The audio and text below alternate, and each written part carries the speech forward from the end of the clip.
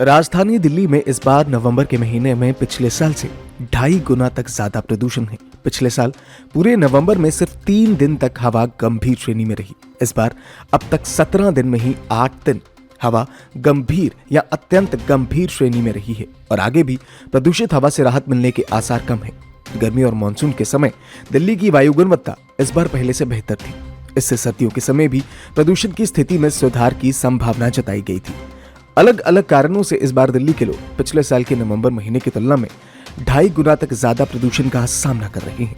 पिछले साल नवंबर के पहले सप्ताह में ही लोगों को गंभीर स्थिति वाले प्रदूषण का सामना करना पड़ा था। बाद में वायु गुणवत्ता में सुधार आने लगा था।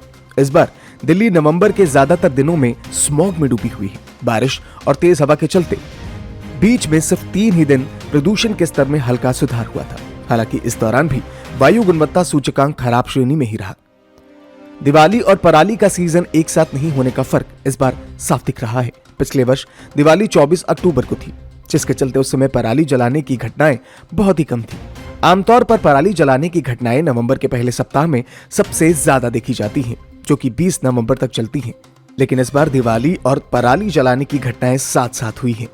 इसीलिए इस बार दिवाली और पराली का धुआं एक साथ मिलने से लोगों को ज्यादा परेशानी हो रही है। दूसरा, इस समय की हवा की रफ्तार भी काफी ज्यादा कम हो जाती है।